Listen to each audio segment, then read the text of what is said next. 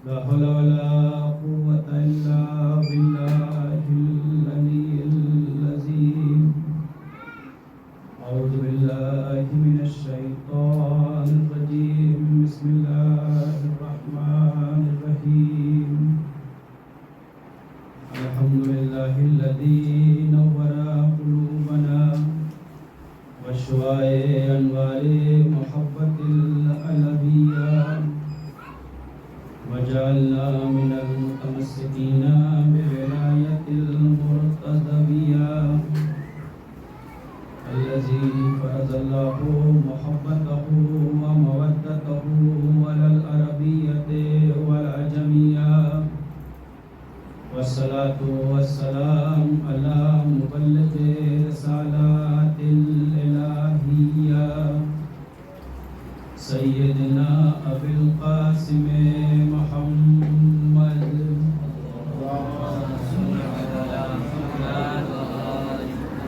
وعلى آله الطيبين الطاهرين المعصومين المظلومين المنتجبين الذين أذهب الله عنهم الرجس وطهرهم تطهيرا.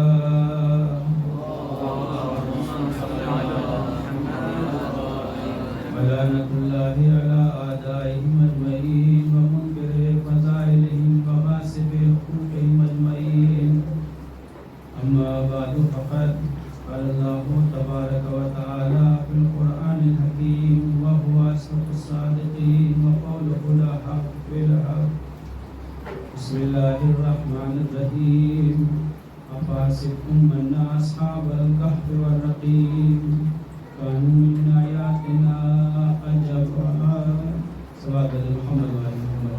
اللهم صل على محمد وآل محمد. فیضان محترم مدرسہ میں اکرام اور قدران سید الشہداء،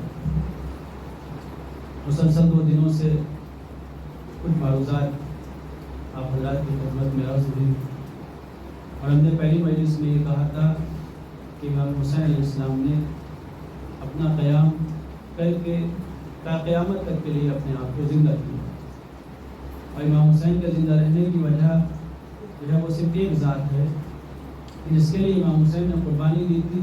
اب جب تک وہ ذات باقی ہے، جب تک ذکر حسین باقی ہے. اور کل کی مجلس میں ہم نے کہا تھا کہ اب آپ نے یہ دیکھنا ہوگا کہ جس بات کے لیے امام حسین نے اپنا پورا گھر لٹایا ہے، اس چیز میں کوئی نہ کوئی تو ایسی بات ہوگی جس کے لیے حسین جیسا انسان اپنا پورا گھر لٹانے کو تیار ہے. اسی کچھ باتیں میں نے عرض کی تھی اور یہ کہا تھا کہ یہ دنیا کا واحد دین ہے جس کو ہم آپ فالو کر رہے ہیں، کہ اس دین کے اندر جو خصوصیات ہیں وہ دنیا کے کسی بھی دین کے اندر آپ کو نہیں ملیں گے. یہ ایک واحد دین ہے کہ جو آپ کے نیچر کے ساتھ میچ کرتا ہے. آپ کا جو نیچر کہتا ہے وہی دین کہتا ہے، جو دین کہتا ہے وہی نیچر کہتا ہے. اس میں آپ یہ دیکھ لیں، جب انسان کو اگر اپنا نیچر سمجھنا ہو کہ ہمارا نیچر الہی نیچر ہے یا نہیں، تو انسان یہ دیکھے کہ اس ذات کے اندر کن خصوصیات کا حامل ہے وہ ذات جس کو ہم جو ہے وہ ماننے کو تیار ہیں. اگر وہ ذات کریم ہے تو ہمارے اندر اگر کرم پایا جاتا ہے تو ہمارا نیچر اس کے نیچر کے ساتھ میچ کرتا ہے. اگر وہ ذات رحیم ہے اور ہمارے اندر اگر رحم پایا جاتا ہے تو ہمارا نیچر اس کے نیچر کے ساتھ میچ کرتا ہے. اگر وہ ذات ستار العیوب ہے، عیوب کو چھپانے والی ہے، تو اگر ہمارا نیچر لوگوں کے عیبوں کو چھپانا اس میں موجود ہے تو اس کا مطلب ہے کہ یہاں پر وہ چیز انسان اس کے نیچر کے ساتھ میچ کر رہا ہے. اور یہ عیوب کا چھپانا صرف یہ نہیں ہے کہ انسان دوسروں کے عیوب کو چھپائے، انسان اپنے عیوب کو بھی چھپائے اور دوسروں کے بھی عیوب کو چھپائے. کیونکہ پروردگار کی ذات جو ہے وہ دوسرے انسانوں کے عیوب کو چھپاتی ہے، اور اتنا چھپاتی ہے کہ اگر انسان آشکار نہ کرے تو پروردگار اس انسان کو معاف کرنے کے لیے بھی تیار ہے. جناب موسیٰ کے دور میں ایک بوڑھی عورت ہے، وہ جناب موسیٰ کے پاس آتی ہے اور کہتی ہے کہ موسیٰ تمہاری تو ہاٹ لائن پروردگار سے ہمیشہ تیار رہتی ہے، تمہارا کمیونیکیشن تو ہمیشہ ہوتا رہتا ہے۔ کل کے دن جب تم پروردگار سے کمیونیکیٹ کرنا تو اس سے پوچھنا کہ میری جگہ مرنے کے بعد کہاں پر ہے۔ جناب موسیٰ گئے، اس بوڑھی عورت کے بارے میں پوچھا تو پروردگار نے کہا کہ اس بوڑھی عورت سے کہہ دینا کہ وہ جنت میں جائے گی۔ اب جیسے ہی جناب موسیٰ نے اس کو آ کر بتایا تو اس بوڑھی عورت کا کہنا یہ ہے کہ تمہارا پروردگار بھی عجیب ہے، میں گناہ کرتی ہوں، میں تو ہوں طوائف ہوں، میں لوگوں کے لیے ناچتی ہوں، میں لوگوں کے لیے رقص کرتی ہوں اور تمہارا پروردگار مجھے معاف کر دے گا۔ اب اگلے دن جب موسیٰ پہنچے تو پروردگار نے کہا کہ جا کے اس بوڑھی عورت سے کہہ دینا کہ اب وہ جنت میں نہیں جائے گی۔ جناب موسیٰ آئے، جناب موسیٰ نے کہا کہ اب تو جنت میں نہیں جائے گی۔ اس بوڑھی عورت نے تعجب سے پوچھا کہ آخر وجہ کیا ہے؟ کہا کہ جب میں نے پروردگار سے پوچھا تھا تو پروردگار نے کہا کہ دیکھو جب تک اس کا عیب میرے عیب کے ساتھ تھا، میرے درمیان تھا تو میں معاف کرنے کو تیار تھا، کیونکہ میں غفار بھی ہوں، لیکن کیونکہ اس نے اپنا عیب کسی دوسرے کے ساتھ ظاہر کر دیا ہے لہذا اسے معاف نہیں کروں گا۔ اگر پروردگار ستار ہے تو لوگوں کے عیوب کو چھپانا یہ ہمارا نیچر اس کے نیچر کے ساتھ میچ کرتا ہے۔ اگر وہ پروردگار خالق ہے، پیدا کرنے والا ہے، ایجاد کرنے والا ہے، تو اگر اس دنیا میں کچھ چیزیں ہم ایجاد کرتے ہیں تو ہمارا نیچر اس کے نیچر کے ساتھ میچ کرتا ہے۔ اب اگر یہ نیچر ہے ہمارا اس کے ساتھ تو ہمارا الہی نیچر ہے، اگر وہ نیچر اس کے ساتھ میچ نہیں کر رہا تو اس کا مطلب ہے کہ ہمارا نیچر الہی نہیں ہے۔ اب کل کی مجلس میں ہم نے 4 چیزیں آپ کے درمیان رکھی تھی۔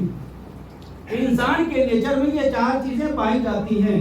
انسان کو بھوک لگتی ہے، انسان کو پیاس لگتی ہے، انسان کو جو ہے وہ سیکیورٹی کے لیے مکان چاہیے ہوتا ہے اور انسان کے اندر ڈیزائر موجود ہے۔ ہو سکتا ہے کہ زمانے کے لحاظ سے انسان الگ الگ طرح کی ڈشیں بنانے لگے لیکن بھوک موجود ہے۔ اب اگر اس بھوک کو خواہشات کے اس پہ چھوڑ دیا جائے، جو انسان کے اندر خواہشات پائی جاتی ہیں، تو یہ بھوک انسان کو کہیں بھی لے کر جا سکتی ہے، انسان کچھ بھی کھا سکتا ہے۔ اب یہاں پر شریعت کی ضرورت پڑتی ہے۔ شریعت یہ کہتی ہے کہ دیکھو تم نے یہ کھانا ہے اور یہ نہیں کھانا، تم نے یہ پینا ہے اور یہ نہیں پینا، تم نے اس طرح کے مکان میں رہنا ہے اور اس طرح کے مکان میں نہیں رہنا۔ میں یہاں سے آج پورے دعوے کے ساتھ یہ بات کہہ رہا ہوں کہ جن چیزوں کو اسلام نے منع کر دیا ہے، غور کریے گا، آپ کے آج کے جوانوں کے لیے بات کہہ رہا ہوں، جن چیزوں کو اسلام نے منع کر دیا ہے، میں پورے دعوے سے یہ بات کر رہا ہوں، دنیا کے کسی بھی لیب پہ لے جا کر آپ جا کے دکھا لیجئے، اس چیز میں آپ کو فائدہ دکھائی نہیں دے گا۔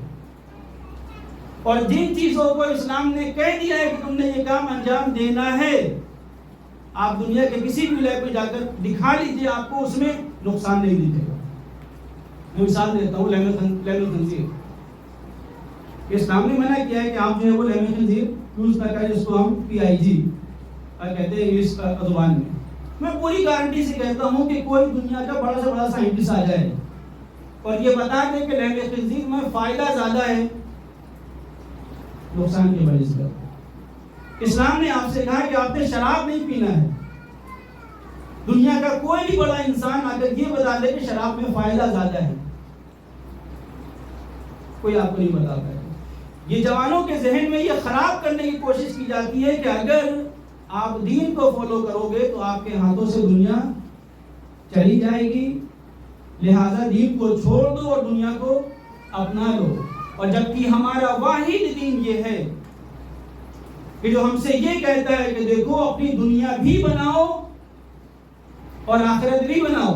اسی لیے ہر روز نماز میں جو ہم دعا پڑھتے ہیں وہ یہ پڑھتے ہیں کہ ربنا آتنا فی الدنیا حسنہ، اور نگاہ ہم کو بہترین دنیا عطا کر، وفی الآخرت حسنہ، ہم کو وہ دنیا بھی بہترین عطا کر۔ اور میں شاید مجھے یاد پڑ رہا ہے کسی عزاخانے سے میں نے 6-7 سال پہلے ایک جملہ کہا تھا کہ جو دین آپ کی یہ دنیا نہیں بنا سکتا، یہ مطمئن ہو جائیے کہ وہ دین آپ کی وہ دنیا میں بنا نہیں پائے گا۔ یہ ہمارا دین ہے کہ جو آپ کی یہ دنیا بناتا ہے اور اسی دنیا کے ذریعے سے آپ اپنی وہ دنیا آباد کرتے ہیں۔ اسی لیے کہتے گا دنیا مزرعۃ الآخرہ، دنیا جو ہے وہ آخرت کی کھیتی ہے، آپ کو اسی دنیا سے گزرتے ہوئے اپنی اس آخرت کو صحیح کرنا ہوگا. کوئی یہ نہیں کر سکتا کہ اپنے بیوی بچوں کو چھوڑ کر جنگل میں جا کر زندگی گزارے اور کہے کہ میں اللہ سے نزدیک ہو رہا ہوں. پیغمبر نے مذمت کی ہے اس کی. تو اسلام کھانے کو منع نہیں کرتا، غور کریے گا. اسلام پینے کو منع نہیں کرتا، اسلام رہنے کو منع نہیں کرتا، اسلام خواہشات کو دکھانے کو منع نہیں کرتا. اسلام یہ کہتا ہے کہ دیکھو ان سب چیزوں کو بیلنس میں رکھنا ہے. اور کریے گا، ان سب چیزوں کو بیلنس میں رکھنا ہے، کیونکہ اگر بیلنس نہ ہوگا تو تمہاری زندگی جو ہے وہ باقی نہیں رہ سکتی. زندگی نام ہے بیلنس کا، ہر چیز میں بیلنس رکھنے کا نام زندگی ہے. اور کل کی مجلس میں نے کہا تھا کہ عبادت کی جب ہم تعریف کرتے ہیں تو ہماری زندگی کا جتنا بھی لمحہ ہے، ہم جتنی بھی سانسیں لے رہے ہیں، وہ سب سانسیں لے رہے ہیں پروردگار کی مرضی کے لیے. پروردگار کیا کہہ رہا ہے ہم وہ کر لیں، وہی جو ہے وہ عبادت ہے. اب جب کائنات کا بنانے والا پوری کائنات کو بنا کر ہر چیز میں ایک مقصد رکھ رہا ہے اور کہہ یہ رہا ہے کہ دیکھو اس کائنات میں کوئی بھی چیز ایسی نہیں ہے جس کا آبجیکٹو نہ ہو، اور تمہارے لیے اس پوری کائنات کو بنا کر اس نے کہا کہ خلق لکم ما فی السماوات و ما فی الارض، اس زمین و آسمان میں جو کچھ بھی ہے وہ سب تمہارے لیے پیدا کیا ہے. جو کچھ تم دیکھ رہے ہو وہ سب تمہارے لیے ہے. تو پروردگار نے کہا کہ دیکھو تمہارا بھی ایک آبجیکٹو ہوگا. یہ نہیں ہو سکتا کہ کائنات کی ہر چیز کا آبجیکٹو ہو اور تمہارا آبجیکٹو نہ ہو. آپ دیکھ لیں، کوئی بھی بلڈر جاوید بھائی ہیں، کنسٹرکشن میں کام کرتے ہیں، اس سے پہلے کہ آپ کنسٹرکشن کی بلڈنگ کھڑی کریں، کچھ بھی آپ بنا رہے ہوں، آپ اسکول بنا رہے ہوں، آپ جو ہے وہ اسٹور بنا رہے ہو، اس سے پہلے کہ آپ بنائیں، بنانے سے پہلے اپنا آپ آبجیکٹو طے کر لیتے ہیں کہ آپ نے یہ بلڈنگ کس مقصد میں استعمال کرنی ہے. کبھی یہ نہیں ہوتا کہ بلڈنگ بنا دی جائے اس کے بعد لوگ کہیں کہ نہیں اب ہم سوچ رہے ہیں کہ اس میں کیا کرنا ہے. آبجیکٹو پہلے ہوتا ہے، اس کے بعد وہ بلڈنگ تیار ہوتی ہے. پروردگار نے انسان کو خلق کرنے سے پہلے انسان کا آبجیکٹو مقرر کر دیا. انسان کا آبجیکٹو یہ ہے کہ دیکھو تم کو اس ذات تک پہنچنا ہے، تم کو اس ذات تک رسائی حاصل کرنی ہے. اس کے لیے پروردگار نے ڈو اینڈ ڈونٹس جو ہے بنا کر رکھ دیے تاکہ تم نے یہ کرنا ہے اور یہ نہیں کرنا. اور جتنا یہ کرنا اور یہ نہ کرنا ہوگا اتنا ہی آپ سویلائز ہوں گے. یقین جان لیں، امام خمینی سے کسی نے کہا تھا کہ ایرانی عورتیں جو ہیں وہ پردہ کرتی ہیں، وہ اپنے بدن کو چھپاتی ہیں، ان کی حیثیت جو ہے وہ جانوروں کی طرح سے ہے. امام خمینی نے اس کے بعد جو خطبہ دیا ہے اس خطبے میں آ کر خطاب کر کے یہ بات کہی ہے کہ جو لوگ یہ کہہ رہے ہیں کہ ہماری عورتیں پردہ کرتی ہیں، ہماری عورتیں بدن کو چھپاتی ہیں، وہ ہمارے ساتھ جنگل میں چلیں. اگر جانور اپنے بدن کو چھپائے ہوئے ہوں تو یہ سمجھ لیجیے گا کہ ہماری عورتیں جو ہیں وہ جانوروں کی طرح سے. لیکن اگر جانوروں نے اپنے بدن کو کھولا ہوا ہو تو یہ سمجھ لیجیے کہ نہیں، ہماری عورتیں جانوروں کی طرح سے نہیں ہیں، وہ عورتیں جانوروں کی طرح سے ہیں کہ جو پردہ نہیں کرتی. اسلام نے کہا کہ آپ نے یہ کپڑا پہننا ہے، یہ نہیں پہننا ہے. اور جب خواہشات پہ آیا، یہاں پہ آج مجھے بات رکھنی، جب خواہشات پہ آیا تو خواہشات کو بھی بیلنس رکھنے کے لیے کہا کہ دیکھو تم نے ہر کسی کے ساتھ رشتہ نہیں رکھنا.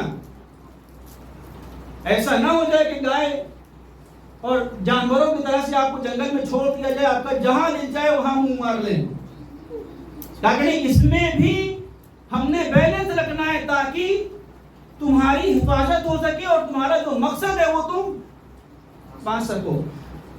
مثال کے طور سے کہا کہ دیکھو جب شادی کرنا چاہتے ہو تو اپنی خواہشات کی تکمیل کے لیے کسی لڑکی کا انتخاب نہ کرو بلکہ اپنی بیوی کا انتخاب کرو.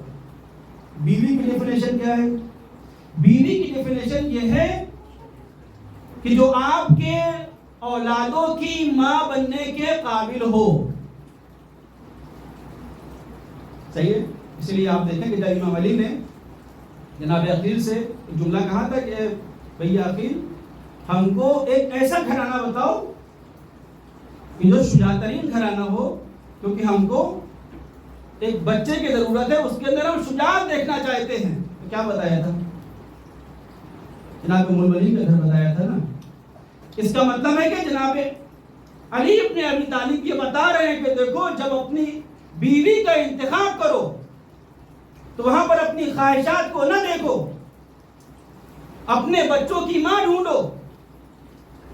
اگر اچھی ماں مل گئی بس اس کو لے آنا. آج ویسٹ نے کیا کیا عزیزوں؟ ویسٹ نے بچوں کی ماں ڈھونڈنے کے بجائے اپنی خواہشات نفسانی کو پورا کرنے کا ذریعہ بنایا. بہت کیا ہوا وہاں پر؟ لیکن جو چیزیں ویسٹ میں آلریڈی ایکسپیریمنٹ ہو چکی ہیں، ہم نے اپنی سوسائٹی میں ان سے لیسن لے کر خود انجام نہیں دینا ہے. ایک کوٹیشن ہے، اس میں یہ کہتے ہیں کہ سمجھدار انسان وہ ہے کہ جو ایک مرتبہ غلطی کرے دوبارہ غلطی نہ کرے. لیکن کہتے ہیں اس سے زیادہ سمجھدار انسان وہ ہے کہ جو غلطی دوسرا کرے اس کی غلطی سے سیکھ کر خود غلطی نہ کرے. ویسے میں یہ چیزیں ہو گئی. وہاں کیا ہوا؟ میں قرآن کی ایک آیت دیکھتا ہوں پھر اس کے بعد جو نتیجہ لیتا ہوں. قرآن میں جب اللہ نے جناب آدم سے بات کی تو کیا کہا؟ یا آدم انت اسکن انت و زوجک الجنہ. آدم تم سکونت اختیار کرو. کس کے ساتھ؟ تم اور تمہاری بیوی. پروردگار نے بتایا کہ دیکھو اگر سکون تم نے لینا ہے تو سکون صرف اور صرف بیوی کے ساتھ مل سکتا ہے. گھر کو اگر سکون بنانا ہے تم نے، گھر کو اگر مسکن بنانا ہے تم نے، تو صرف تم کو سکون بیوی کے ذریعے سے ملے گا، کسی اور ذریعے سے نہیں ملے گا. ٹھیک ہے؟ ویسٹ نے جب وہ پیرامیٹر نہیں رکھا، آج ویسٹ میں فیملی کا شیرازہ جو ہے پورا بکھر گیا ہے. باپ کہیں اور ہے، ماں کہیں اور ہے، بیٹی کہیں اور ہے، بیٹا کہیں اور ہے.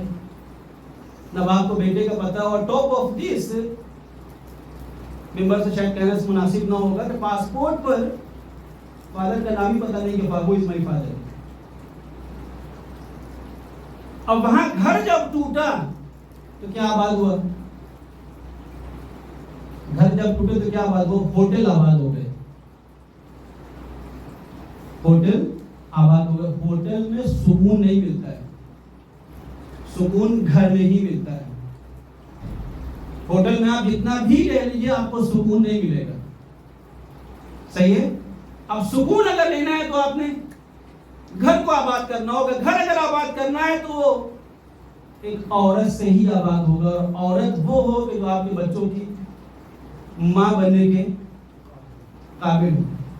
اب یہاں جب آپ آئے تو مجھے یہ بتائیے کہ جس عورت کا آپ انتخاب کر رہے ہیں کہ جس نے آپ کو ایک ایسی اولاد دینا ہے، میں پوری توجہ چاہتا ہوں، جس نے آپ کو ایسی اولاد دینا ہے کہ وہ ایک پروگریسو کیریکٹر رکھتی ہو سوسائٹی کے لیے، وہ عورت ایسی ہو کہ اس کے اندر پروردگار کی تعلیم ٹیچ کرنے کی صلاحیت ہو. اب پھر آپ حدیث اٹھا کے دیکھیں. حدیث یہ کہہ رہے ہیں کہ اطلبوا العلم من المہد الی لحد. آپ نے علم لینا ہے کہاں سے؟ ریڈل سے، گہوارے سے. گہوارے سے کہاں تک؟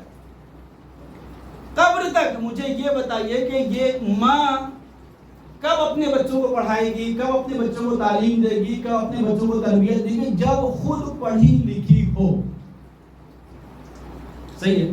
یہاں سے ایک بات اور مل گئی. اس کا مطلب ہے جس ماں کا آپ انتخاب کر رہے ہیں وہ پڑھی لکھی ہو، ورنہ بچے جاہل پیدا ہوں گے. بچے سوسائٹی میں آگے نہیں بڑھ سکتے. اور میں نے یہ بات انڈیا میں جو ہے وہ اس سال جب میں انڈیا گیا تو وہاں میں نے ایک مجلس پڑھی تو وہاں پہ یہ بات میں نے کہی ہے کہ اگر آپ کو اللہ، ہماری سوسائٹی میں مشکل یہ ہے کہ ہمارے یہاں لڑکوں کو اہمیت زیادہ دیتے ہیں، لڑکیوں کو اہمیت کم دیتے ہیں. اسلام نے لڑکیوں کو اہمیت زیادہ دی ہے، لڑکوں کو اہمیت کم دی.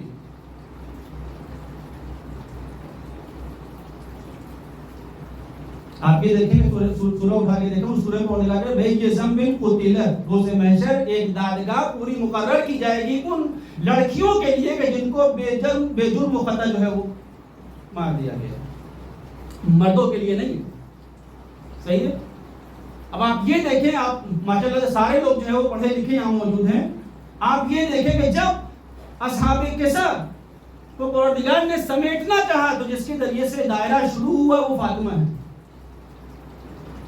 فاطمہ تو ابوہا و بالوہا و بنوہا.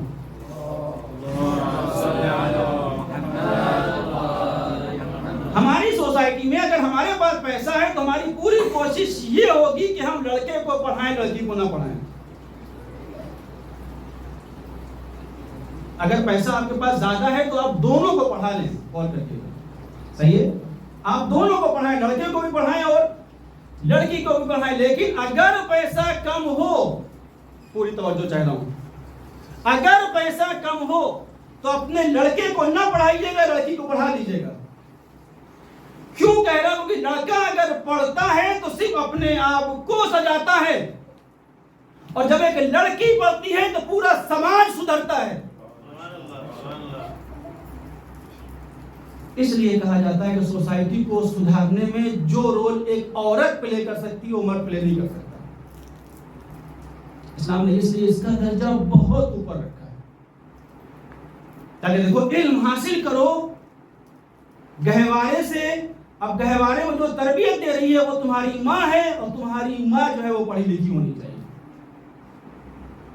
اب جانتے ہیں عزیزوں، آپ کو تو فخر کرنا چاہیے نا کہ آپ کس کے ماننے والے ہیں.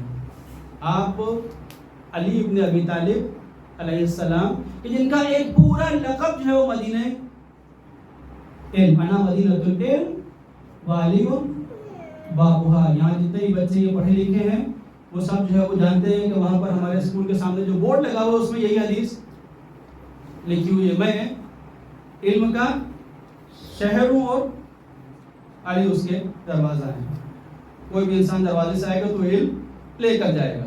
اب یہاں پر آپ یہ دیکھیں کہ وہی علی ایک شعر کہہ رہا ہے کہ رزینا قسمتون جبار فینا لنا علم وللاداء مال.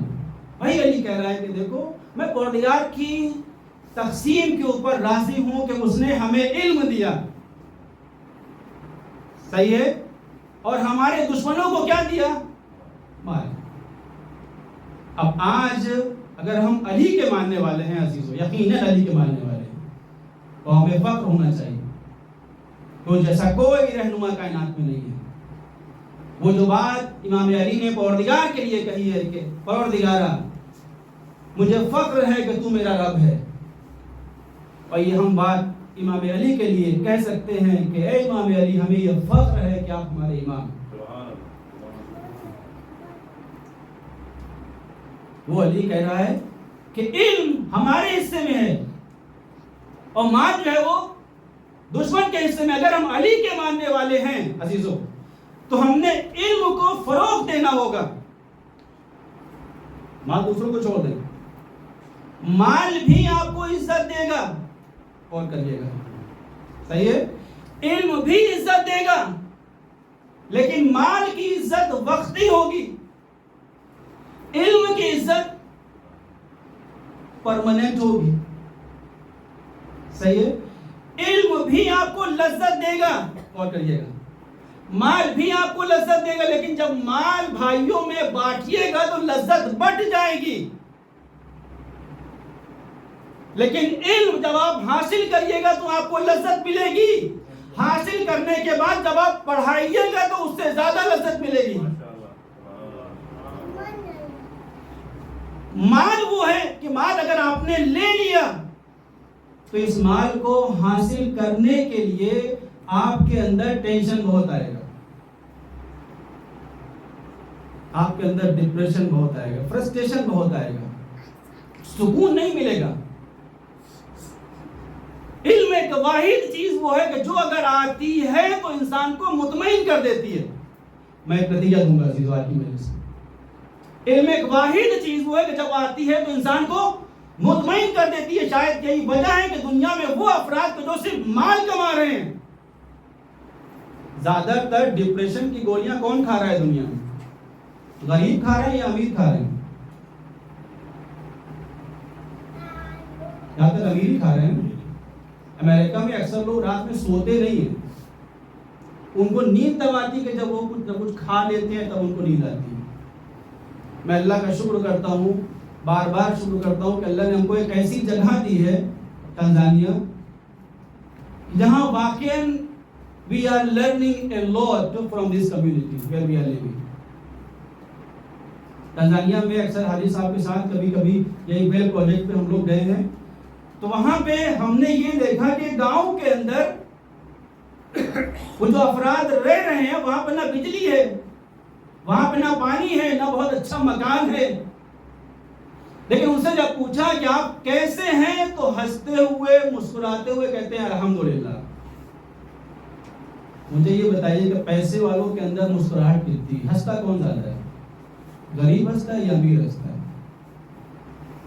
ہمارے بچے جو ابھی چھوٹے ہیں یہ زیادہ ہنس لیتے ہیں، ہم لوگ کم ہنستے ہیں، کیونکہ جیسے جیسے جو ہے وہ آدمی آگے بڑھتا ہے، دنیا کی دوڑ میں آگے آتا ہے، وہ ہنسنا بند کر دیتا ہے. اگر آپ کے دل میں ابھی بھی ہنسی آ رہی ہے اس کا مطلب ایک آپ کی نفسیات اندر کی جو ہے وہ پاک ہے. بچے ہنستے، اور یہ ہنسی کم ہوتی ہے جب انسان کے پاس پیسہ زیادہ آتا ہے. تو یہاں سے ایک چیز ہمیں جو معلوم ہو رہی ہے وہ یہ کہ پیسہ فرسٹریشن لے کر آتا ہے، علم جو ہے وہ سکون لے کر آتا ہے، اور پیسہ جب آتا ہے تو انسان کا جسم جو ہے وہ پریشان ہوتا ہے. پیسے کو حاصل کرنے کے لیے انسان پوری محنت کرتا ہے، محنت کرنے کے بعد اپنی فیملی کو بھولتا ہے، سب کچھ بھول کر پیسہ کماتا ہے، اور ایک وقت وہ آتا ہے کہ جب وہ بیمار ہوتا ہے اور پھر اسی پیسے کو وہ اپنی صحت کے اوپر استعمال کرتا ہے. لیکن جب علم ہوتا ہے تو علم سکون سے نماز بھی اگر پڑھ رہا ہو اور اس کے پیر تلے سے تیر نکال لیا جائے تو اس کو پتہ بھی نہیں چلتا. ٹھیک ہے. اب ایک بات اور کہتا ہوں، کبھی بھی علم جو ہے وہ کسی کے سامنے پچھتاوا نہیں دکھاتا. کسی عالم کو آپ نے یہ نہیں دیکھا ہو اس نے کہا ہو کہ میں نے 40 سال پڑھائی کی، میں نے اپنی زندگی برباد کر دی. پچھتاوا نہیں دیکھیں گے آپ. اور کبھی بھی دولت کو آپ مسکراتا ہوا نہیں دیکھیں گے. دولت جتنی ہوگی اتنا ہی وہ کم مسکرائے گا. اکا دکا ہوں ان کی بات نہیں کر رہا ہوں، اتنی دولت ہوگی اتنا ہی وہ کم مسکرائے گا. اب جب علم آیا تو وہاں پچھتاوا نہیں. غور کریے گا، جب دولت آئی تو وہاں مسکراہٹ نہیں. شاید یہی وجہ ہے کہ یزید نے حسین کا سارا مال و اسباب لوٹ لیا، لوٹنے کے بعد بھی محلوں میں اپنے منہ پہ تماچے مار رہا ہے، اور وہ حسین ہے کہ سب کچھ لٹانے کے بعد بھی سر سجدہ خالق میں رکھ کر شکر ادا کر رہا ہے. محمد والے محمد صلوات. مجھے یہ بتائیے کہ منہ پہ تماچا کس نے مارا؟ کس نے مال لوٹا. صحیح ہے. شکر کا سجدہ کس نے کیا؟ جس کا مال لوٹا گیا. صحیح ہے. اور شاید یہی وجہ جناب زینب نے ابن زیاد کو خطاب کر کے کوفے میں کیا کہا تھا؟ ابن زیاد کو خطاب کر کے کوفے میں یہی کہا تھا کہ اے ابن زیاد، تو بہت خوش نہ ہو کہ یہ تخت و تاج، یہ مملکت، یہ شہنشاہیت یہ کچھ نہیں ہے، یہ صرف اللہ کی مہلت ہے تمہارے لیے. اللہ نے مہلت کس کو دی تھی؟ شیطان کو دی تھی نا. جناب زینب بتا یہ نہیں کہ دیکھو یہ مہلت ہے تمہارے لیے، اس کے علاوہ کچھ نہیں ہے. تو اب جس نے دولت دے دی وہ اطمینان میں ہے. صحیح ہے. جس نے دولت لی ہے وہ راتوں میں سو نہیں پا رہا ہے. اب ایک بات کہوں کہ دولت جب آتی ہے تو انسان قارون بن کر دب جاتا ہے، اور دولت جب جاتی ہے تو انسان ختیجہ بن کے آزاد ہو جاتا ہے. ختیجہ جیسا کائنات میں کوئی نہیں. اب جو لوگ یہ بحث کرتے ہیں کہ کس نے کس کی بیعت کی اس کو بحث نہ کریے گا، غور کریے گا، میں پوری توجہ چاہتا ہوں، نتیجہ دے رہا ہوں. کس نے کس کی بیعت کی، کس نے کس کا سر کاٹ لیا، اس پہ بحث نہ کریے گا. بحث اس بات پر کریے گا کہ دولت دب گئی یا علم دب گیا. اگر علم نے دب کر بیعت کر لی ہو تو یہ سمجھ لیجئے گا کہ علم جو ہے ہار گیا. اور اگر علم نہ دبا ہو، دولت دبنے کے چکر میں علم سے ساری کوشش کروا لے، اس کے بعد بھی علم کو دبا نہ سکے، تو وہاں یہ سمجھیے گا کہ علم جیتا ہے، دولت نہیں. جب حسین کے سامنے یہ دو چیزیں آئیں تو حسین نے فیصلہ یہ کیا کہ دیکھو دولت ہر کسی کے سامنے جھک جاتی ہے، لیکن شریعت صرف خدا کے سامنے جھکتی ہے، بندوں کے سامنے نہیں. تو حسین نے فیصلہ یہ کیا کہ دیکھو ہم سر تو کٹا لیں گے لیکن یہ سر جھکے گا نہیں خدا کے علاوہ. یہ سر جب بھی جھکے گا، محمد صلوات، یہ سر جب بھی جھکے گا صرف خدا کے سامنے جھکے گا، کسی اور کے سامنے. آخری بات کہنا چاہتا، دیکھیں عزیزو، دولت جب آتی ہے تو انسان کھا کر خوش ہوتا ہے، یہ دولت کی خوشی ہے، انسان کھا کر خوش ہوتا ہے. لیکن جب علم آتا ہے تو انسان کھلا کر خوش ہوتا ہے. صحیح، انسان کھلا کے خوش ہوتا ہے. اب یہ بتائیے کہ کھلانے والا زیادہ بڑا ہے یا کھانے والا؟ ہمیں سے بعض لوگ شاید کبھی کبھی یہ سوچتے ہیں کھانا جو ہے وہ زیادہ ہے کھلانے کے بنسبت. لیکن یہ یاد رکھیے گا عزیزو کہ اللہ نے سورہ دہر کھلانے والوں کے لیے نازل کیا ہے، کھانے والوں کے لیے نہیں. اللہ نے کہا کہ دیکھو انسان اگر دیکھنا تو یہی ملیں گے. یہ ہیں وہ لوگ کہ جو کھلا رہے ہیں. آپ جتنا کھلائیں گے، یہ کھلانا کس کی صفت ہے؟ اللہ کی ہے نا. رازق، وہ رزق دیتا ہے، وہ بانٹتا ہے، جتنا بانٹیے گا الہی صفت ہے. اور جب سے انسان صرف کھانے میں خوش ہونے لگے، اس کا مطلب ہے وہ الہی صفت سے دور ہو رہا ہے. اب عزیزو آپ کو پتا چلا کہ کیوں ہم جناب خدیجہ کا احترام زیادہ کرتے ہیں، ہم جناب ابو طالب کا احترام زیادہ کرتے ہیں، کیونکہ ان لوگوں نے اسلام کو کھلایا ہے. باقی لوگ جو ہے انہوں نے اسلام سے کھایا ہے. اور اللہ نے قرآن میں کہا کہ دیکھو دو طرح کے لوگ ہیں. کچھ لوگ وہ ہیں کہ جو فتح مکہ کے پہلے کے مسلمان ہیں، اور کچھ لوگ وہ ہیں کہ جو فتح مکہ کے بعد کے مسلمان ہیں. اللہ کہہ یہ رہا ہے کہ جو مسلمان فتح مکہ کے ہیں ان کا مقام زیادہ ہے ان کے بنسبت جو فتح مکہ کے بعد کے مسلمان ہیں، کیونکہ جب فتح مکہ کے پہلے کے مسلمان ہیں اس وقت اسلام کے پاس کچھ ہے نہیں، سب کچھ جو ان کے پاس تھا انہوں نے اسلام کو دیا. فتح مکہ کے بعد کے جو لوگ ہیں انہوں نے اسلام قبول کیا، کیونکہ اسلام کے پاس اب جو ہے وہ مال غنیمت بھرا ہوا ہے، بیت المال بھرا ہوا ہے، اب جو ہے وہ اسلام قبول کرنے میں آسانی ہے. تب ہم نے فیصلہ کرنا ہوگا کہ ہم نے کھلانے والوں میں ہونا ہے یا کھانے والوں میں. اور کربلا والے جو ہے وہ کھلانے والوں میں، کھانے والوں میں. کربلا میں حسین نے اپنا پورا گھر جو ہے پروردگار کی راہ میں قربان کیا. پروردگار کی راہ میں حسین کے پاس جو کچھ بھی تھا وہ سب رکھ دیا. ہر باب ایسا آج شب دو محرم، شب دو محرم کے بارے میں آپ یہ تصور کرتے ہیں کہ کل کا دن وہ ہوگا کہ جب ہمارا مولا کربلا میں وارد ہو.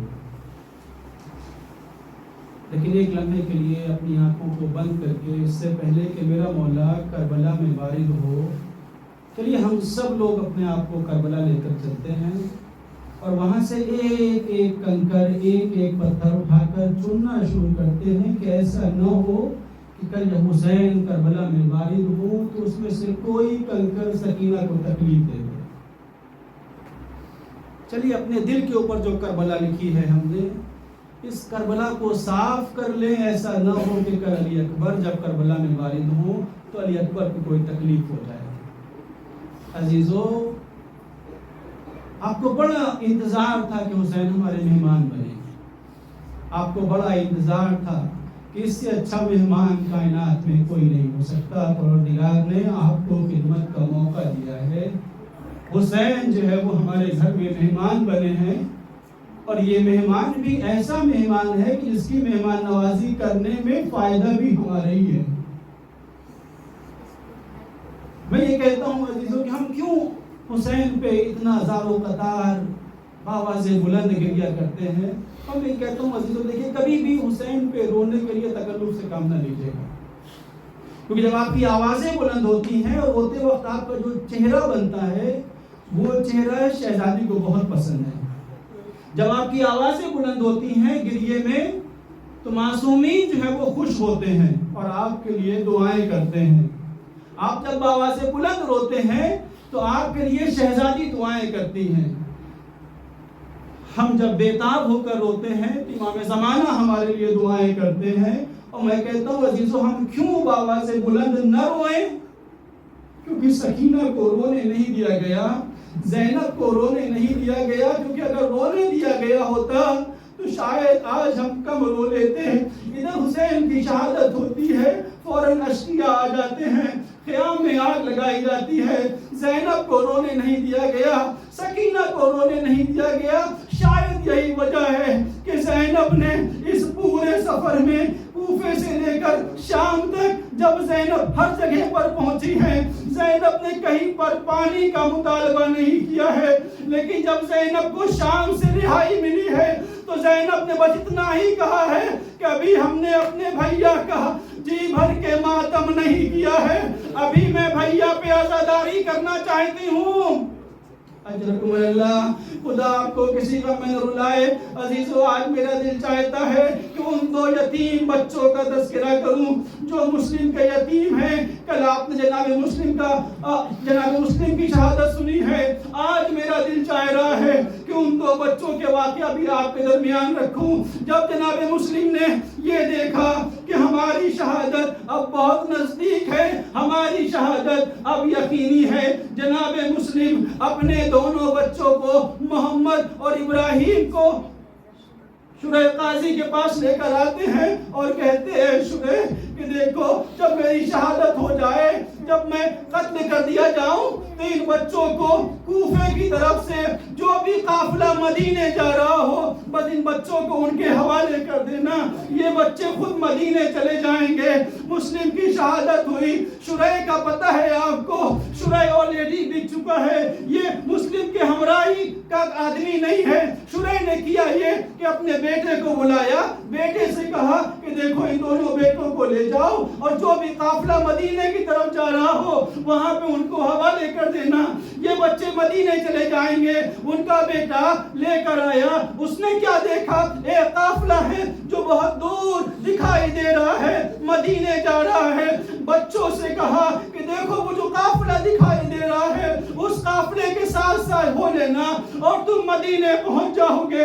وہ قافلہ بہت دور تھا, یہ بچے بہت فاصلے پر تھے.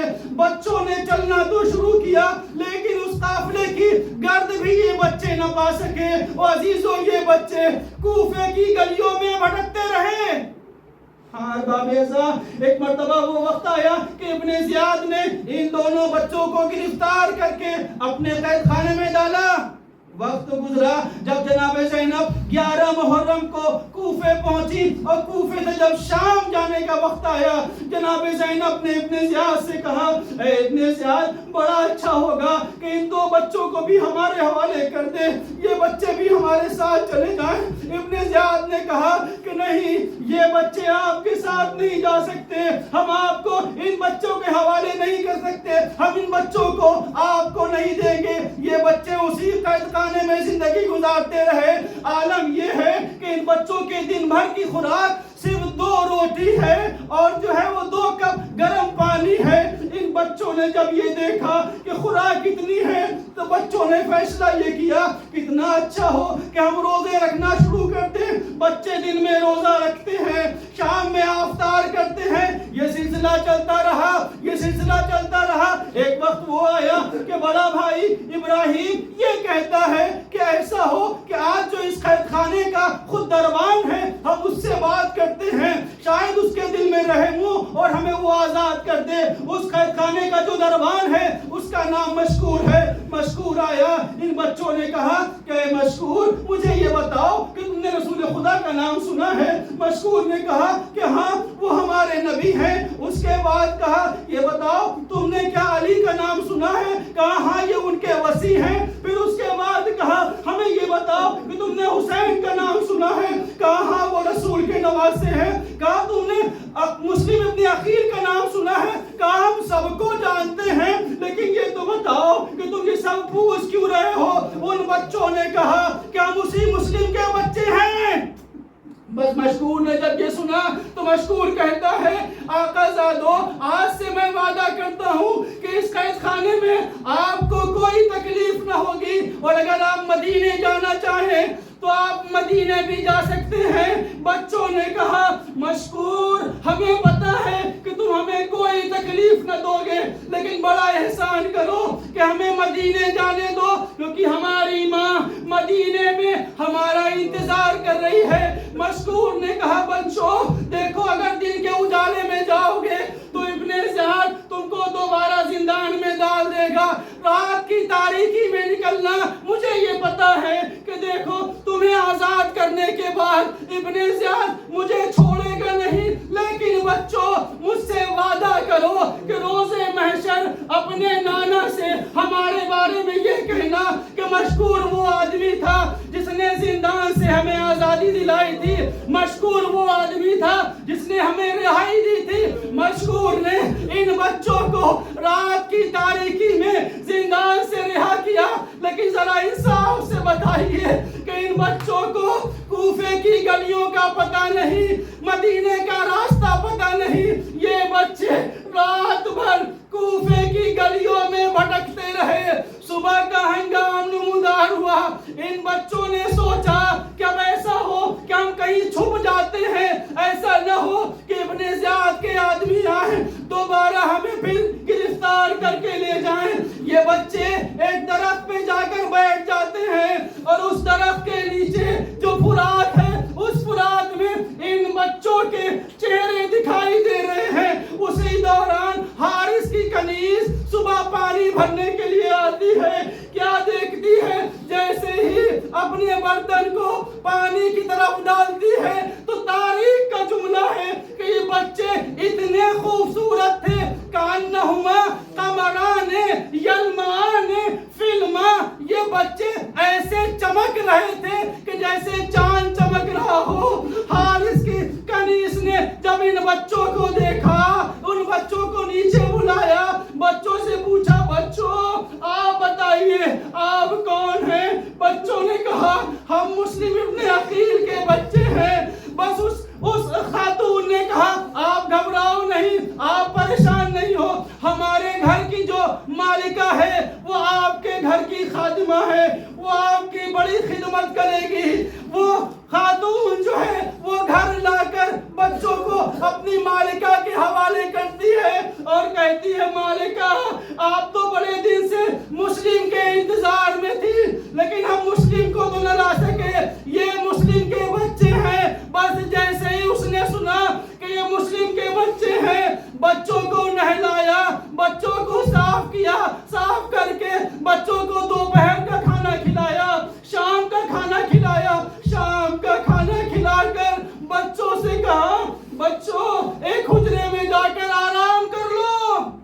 بچے ادھر آتے ہیں, حجرے میں آرام کرنا شروع کرتے ہیں.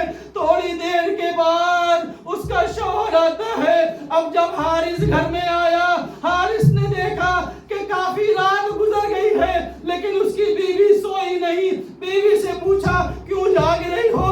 بیوی نے کہا بس نیند نہیں آ رہی. حارث نے توجہ نہیں کی, اپنے حجرے میں جا کر سونے چلا گیا. تھوڑی دیر گزری ہوگی, یہ دونوں بچے خواب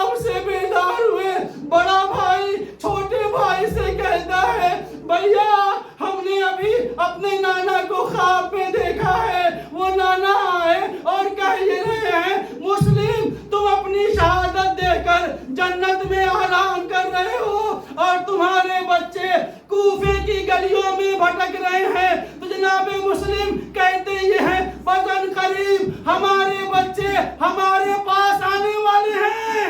اجرکم اللہ. خدا آپ کو کسی غم میں نہ رلائے. یہ بچے گفتگو کر رہے ہیں تو انہوں نے کہا ہمیں لگتا یہ ہے کہ شاید آج کی رات ہماری آخری رات ہے. ہم کو شاید اس دنیا کو داغ مفارقت کہنا ہوگا, اس دنیا سے جانا ہوگا.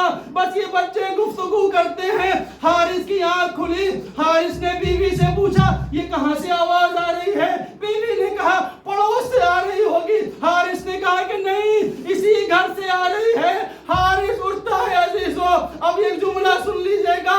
حارث جیسے ہی ان کے حجرے کے نزدیک آیا بچوں کو دیکھا. بچوں نے صبح سے اس گھر میں آرام پایا ہے, مہمان نوازی پائی ہے, خاطرداری پائی ہے. تو بچے یہی سوچ رہے تھے کہ یہ شخص بھی خاطرداری کرے گا. جیسے ہی حارث نے بچوں سے پوچھا کہ اے بچوں ہمیں یہ بتاؤ کہ تم کون ہو, بچوں نے کہا کہ ہم مسلم کے بیٹے ہیں. ہائے باپ ایسا. بس حارث نے جیسے ہی یہ سنا تاریخ کہتی ہے ان دونوں بچوں کی گیسووں میں حارث نے اپنا ہاتھ ڈال کر ان دونوں بچوں کو اپنی طرف گھسیٹنا شروع کیا. حارث کہتا ہے ان دونوں کی گیسویں باندھ کر حارث نے حجرے میں رکھ دیا اور کہا کہ صبح ہم تمہیں ابن زیاد کے پاس لے کر چلیں گے. صبح کا ہنگام نمودار ہوا. اب یہ حارث دونوں بچوں کو لے کر, اپنے غلام کو لے کر, اپنے بیٹے کو لے کر چلتا ہے اور جیسے ہی تھوڑی دور پہنچتا ہے غلام سے کہتا ہے غلام ان دونوں بچوں کو قتل کر دے. غلام قتل کے لیے آگے بڑھتا ہے. جیسے ہی نزدیک آئے بچوں نے کہا تمہارا چہرہ تو رسول کے مؤذن بلال سے ملتا ہے. بچوں نے کہا جیسے ہی بچوں کا کہنا ہے وہ غلام کہتا ہے تمہارا کیا تعلق رسول سے؟ اس نے کہا کہ ہم دونوں انہی کے گھر سے تعلق رکھتے ہیں.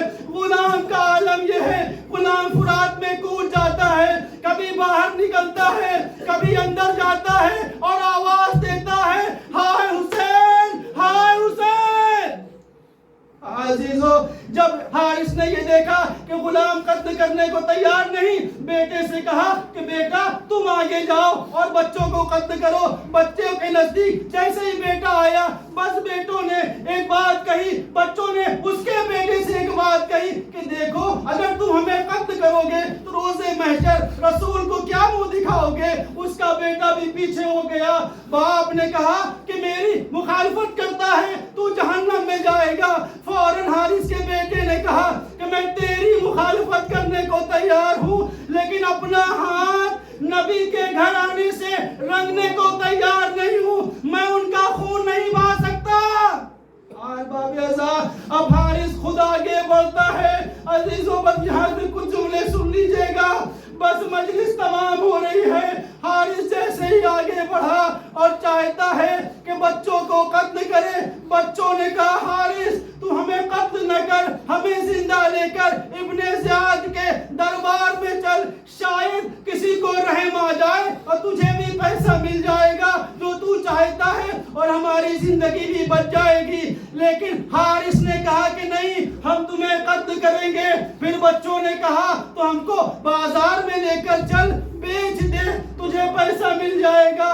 حارث کہتا ہے کہ نہیں ہم تمہیں قتل کریں گے. جب بچوں نے یہ دیکھا کہ اب موت سے فرار نہیں ہے, بس بچوں نے کہا کہ حارث ہمیں نماز پڑھ لینے دے, ہم نماز پڑھنا چاہتے ہیں. دونوں چھوٹے چھوٹے بچے ہیں, مصلی بچھا دیتے ہیں خاک کے اوپر. نماز پڑھنے کے بعد اپنے ہاتھوں کو اٹھا کر پروردگار سے دعا کرتے ہیں پروردگارا میرے اور حارث کے بیچ میں تو فیصلہ کرنا.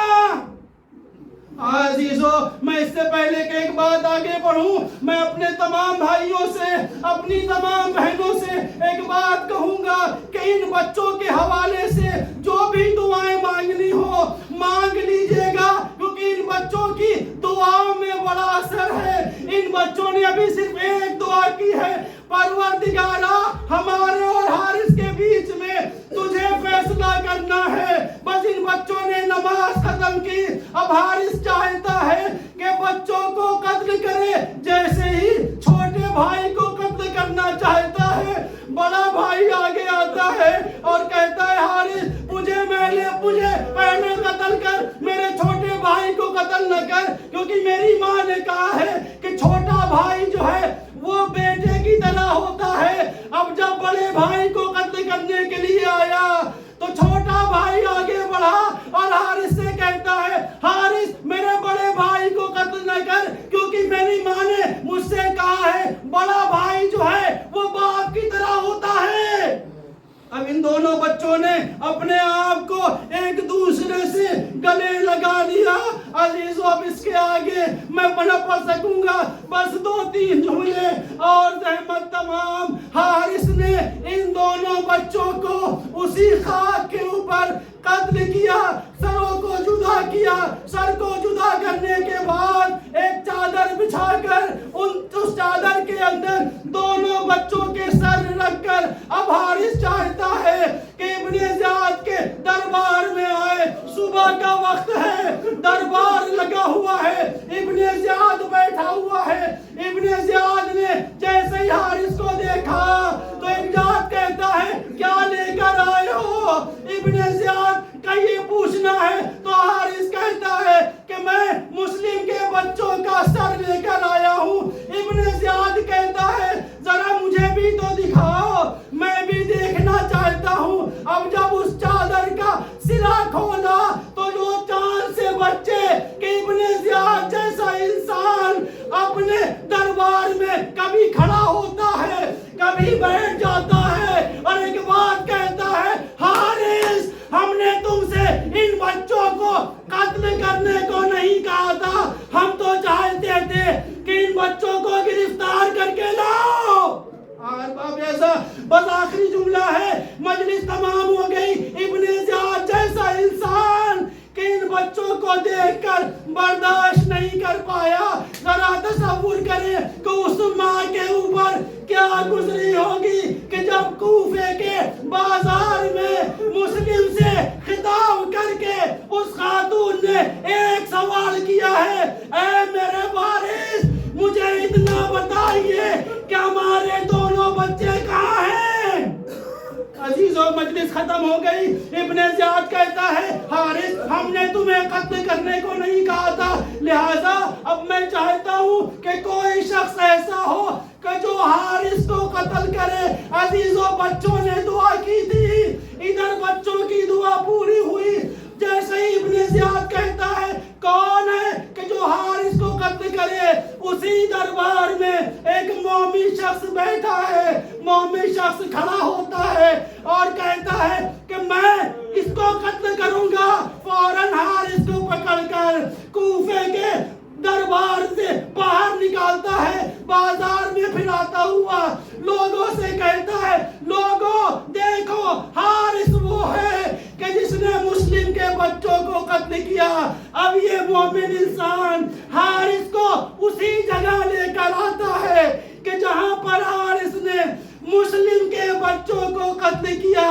جب یہ انسان وہاں پہنچا تو کیا دیکھتا ہے کہ چھوٹی چھوٹی ایڑیوں کے نشان ہے۔ یہ بوڑھا شخص سمجھ گیا کہ جب ان بچوں کو حارث قتل کر رہا ہوگا تو یہ بچے اپنے آپ کو بچا رہے ہوں گے اور یہ کہہ رہے ہوں گے حارث میں تمہیں اپنے آپ کو قتل کرنے سے نہیں روکتا، لیکن بڑا احسان کرو کہ ہمیں ایک مرتبہ مدینے چلے جانے دو، مدینے میں ہماری ماں ہمارا انتظار کر رہی ہے۔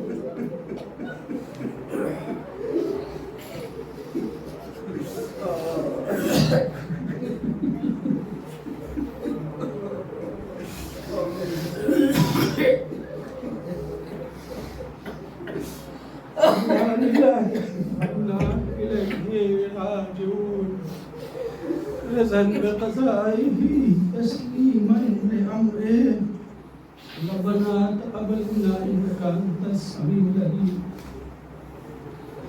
وتب علينا إنك أنت التواب الرحيم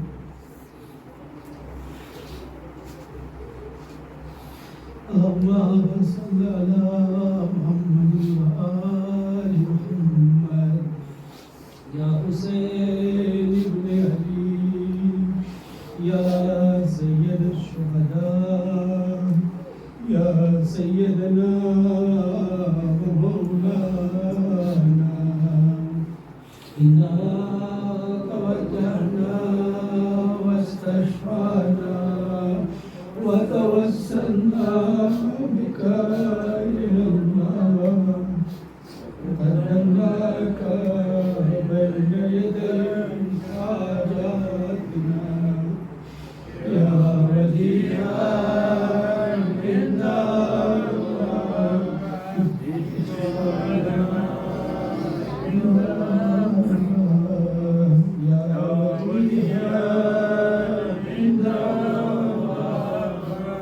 اشفع لنا إلا الله بسم الله الرحمن الرحيم إلهي عزم البلاء وبرئ الخفاء انكشف الغطاء وانقطع الرجاء وزاغت الأرض وملئت السماء أنت المستعان وإليك المشتكى وعليك المعول في الشدة والرخاء اللهم صل على محمد وآل محمد أولي الأمر الذين فرست علينا طاعتهم وعرفتنا بذلك منزلتهم وفرجنا بحقهم فرجا عاجلا قريبا كلمه البصر وهو أقرب يا محمد يا